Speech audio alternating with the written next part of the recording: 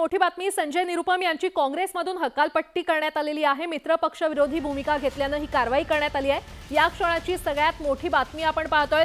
संजय निरुपम यांची काँग्रेसमधून हकालपट्टी करण्यात आली असल्याचं कळतंय। मित्रपक्ष विरोधी भूमिका संजय निरुपम यांनी घेतली होती आणि त्याच पार्श्वभूमीवर काँग्रेसने ही कारवाई केलेली आहे। आणि या संदर्भात अधिक माहिती देत आहेत आमचे प्रतिनिधी प्रशांत लीला रामदास आपल्यासोबत जोडले गेलेले आहेत। प्रशांत, संजय निरुपम यांची हकालपट्टी करण्यात आली आहे, पक्षातून काय अपडेट? बरोबर, संजय निरुपम यांना 6 वर्षासाठी पक्षातून त्यांची हकालपट्टी करण्यात आली आहे।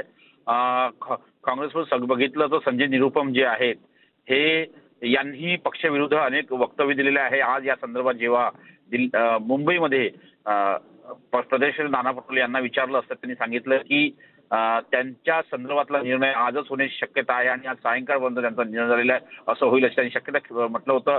त्यानंतर खास करून पक्षाच्या विरोधी ज्या पद्धतीची वक्तव्य दिली होती त्याच्यामुळे त्यांच्या विरोधात काँग्रेस नाराज होता आणि काँग्रेस अध्यक्षांनी ही मोठी कारवाई केली आहे। या संदर्भात स्पष्ट करून हे स्पष्ट करण्यात आलेलं आहे की काँग्रेसचे सरचिटणीस के सी वेणुगोपाल यांनी या संदर्भातले निर्देश दिले। त्यांनी म्हटलं आहे की शिस्त पालन समितीच्या वतीने यांचे रेकमेंडेशन करण्यात आलेलं आहे।